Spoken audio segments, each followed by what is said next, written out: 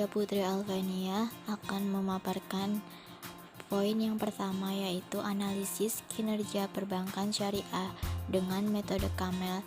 Analisis kinerja perbankan syariah dengan metode Camel. Kinerja bank dapat diukur dengan menganalisa laporan keuangan. Dalam analisa laporan keuangan tersebut, kinerja keuangan periode terdahulu dijadikan dasar untuk memprediksi posisi keuangan dan kinerja di masa mendatang. Kinerja keuangan bank merupakan gambaran kondisi keuangan bank pada suatu periode tertentu, baik menyangkut aspek penghimpunan dana maupun penyaluran dana, yang biasanya diukur dengan indikator kecukupan modal, likuiditas, dan profitabilitas bank. Tujuan pengukuran kinerja keuangan bank.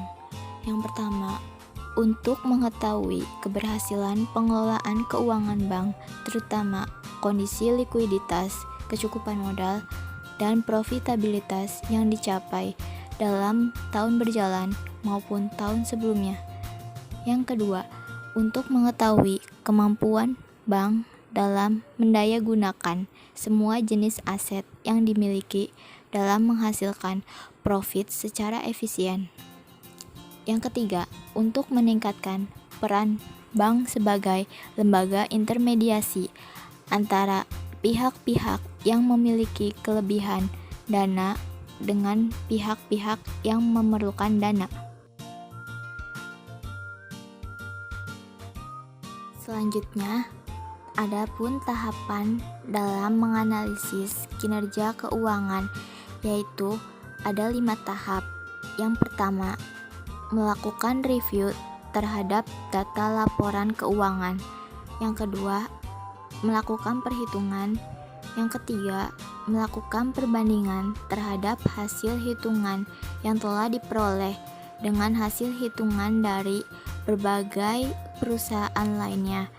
Yang keempat, melakukan penafsiran berbagai permasalahan yang ditemukan. Dan yang terakhir, mencari dan memberikan pemecahan masalah terhadap berbagai permasalahan yang ditemukan. Saya Nur Asih di sini akan memaparkan materi tentang peraturan baru sistem penilaian tingkat kesehatan bank syariah. Penilaian kesehatan bank syariah dilakukan berdasarkan Peraturan Bank Indonesia Nomor 9 Tahun 2007 tentang sistem penilaian tingkat kesehatan bank umum berdasarkan prinsip syariah yang berlaku mulai 24 Januari 2007. Menurut penjelasan Deputi Gubernur Bank Indonesia, Siti Halimah Fajriyah menjelaskan bahwa penerapan ini dilakukan dengan memperkirakan produk dan jasa perbankan syariah ke depan yang kian beragam dan kompleks, sehingga eksposur resiko yang dihadapi juga meningkat.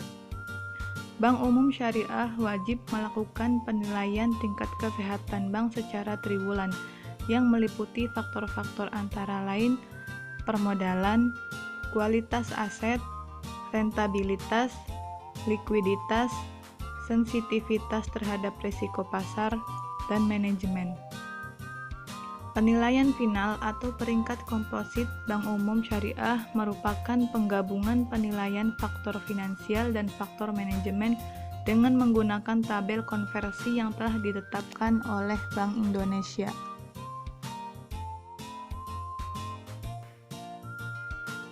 Penilaian tingkat kesehatan perbankan secara umum diatur oleh Undang-Undang Nomor 91 PBI tahun 2007 tentang sistem penilaian tingkat kesehatan bank umum.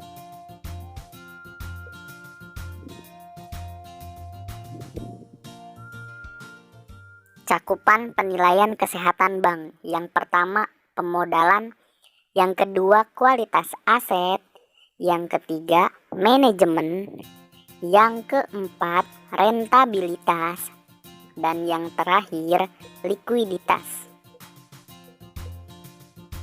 Adapun cakupan penilaian kesehatan bank menurut Camel atau berdasarkan Camel. Yang pertama kapital, yaitu untuk mengukur kecukupan modal. Yang kedua aset, untuk mengukur jumlah aktiva produktif. Yang ketiga manajemen, yaitu proses dalam berbagai sumber daya organisasi. Yang keempat earning, rasio yang menunjukkan kemampuan dari modal.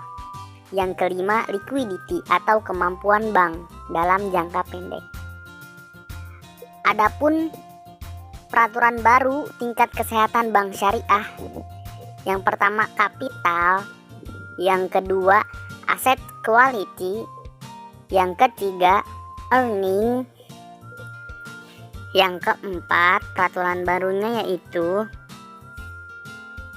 liquidity, yang kelima sensitivity to market risk, dan yang terakhir manajemen.